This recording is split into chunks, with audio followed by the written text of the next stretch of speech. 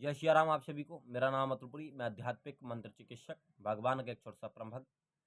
माँ भगवती की कृपा से, आप सभी की दुआ से, आप लोग सभी की कृपा से मेरे नवरात्रि व्रत पूर्ण हुए, जो कि मैंने व्रत रखा था जल पर ही।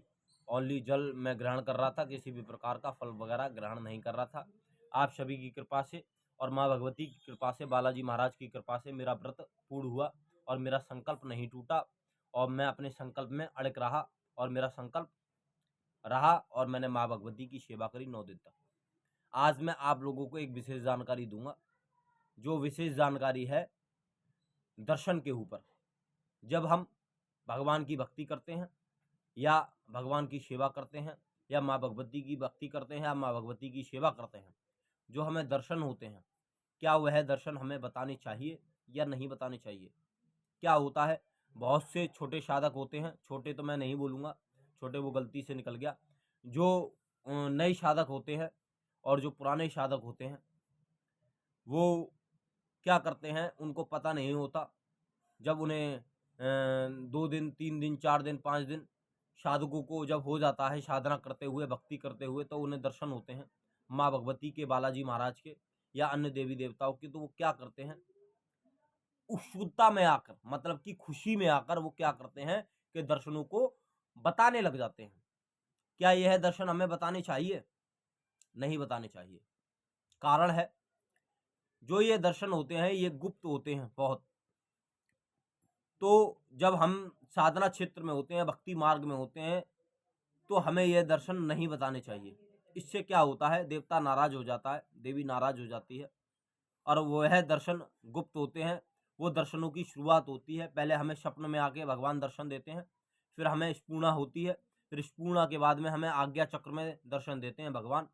और जो असली दर्शन होते हैं वो आज्ञा चक्र में होते हैं, और जो स्वप्न के माध्यम से दर्शन होते हैं वो हमारे दर्शनों की शुरुआत होती है, जिससे कहते हैं कि हमारी भक्ति की पहली पड़ाव होती है और पहला चरण होता है, जिसमें हम भगवान की भक्ति कर रहे होते हैं।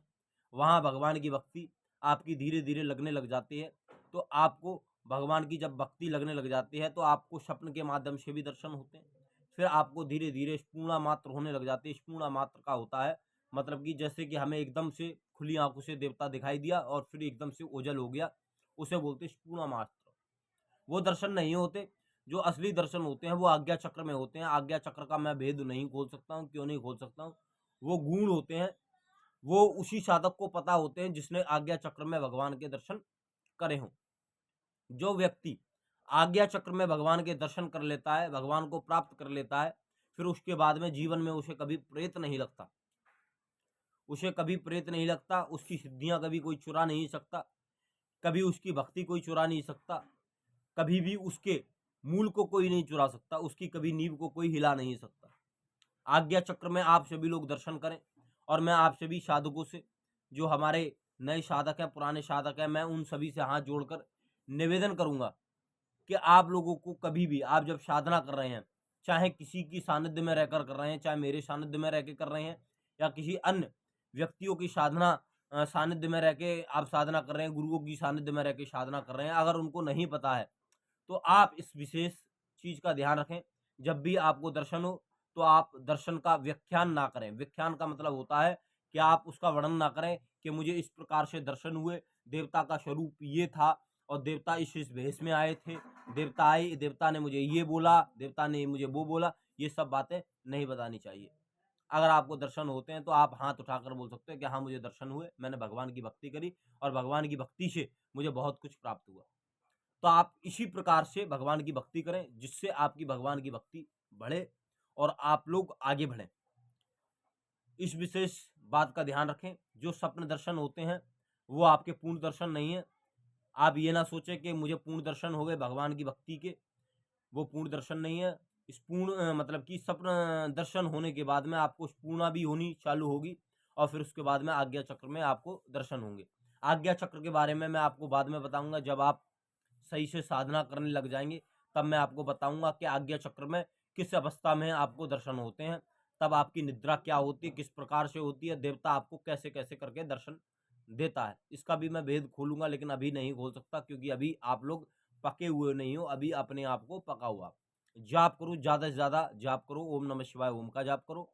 ओम हम नमते नमः का जाप करो, जो माँ देवी का भगत है, माँ दुर्गा का भगत है। ओम गुम मतलब ओम दुम दुर्गाय नमः का ओम का जाप करें आप सभी लोग, और आप लोग ऐसे ही जाप करते रहें माँ भगवती की, आप लोगों पे असीम कृपा बनी रहे।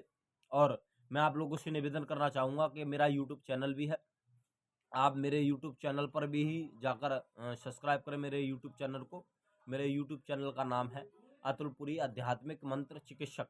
अतुलपुरी आध्यात्मिक मंत्र चिकित्सक नाम है यूट्यूब चैनल का। आप सभी लोग मेरे यूट्यूब चैनल को जाकर सब्सक्राइब करें, और मेरे इंस्टाग्राम चैनल को भी आप फॉलो करें। मेरे इंस्टाग्राम चैनल का नाम है अतुलपुरी, और फिर उसके बाद में नीचे एक लाइन आप करें, और फिर उसके बाद में 108 डालें। फिर उसके बाद में मेरा इंस्टाग्राम चैनल आ जाएगा, आप उसको भी फॉलो कर ले। और ऐसे ही आप लोग मेरे ऊपर कृपा बनाए रखें, और मैं भी साधना मार्ग में आगे बढ़ता रहूं, आप लोगों की कृपा से, आप लोगों की दुआ से, आप लोगों के आशीर्वाद से। माँ भगवती बालाजी महाराज आप सभी पर कृपा बनाए। आप सभी लोग जो साधना कर रहे हैं उस साधना में आप निपुण रहें, और माँ भगवती बालाजी महाराज ऐसे ही आप लोगों पर कृपा बनाए रखें। जय श्री राम, जय माता दी।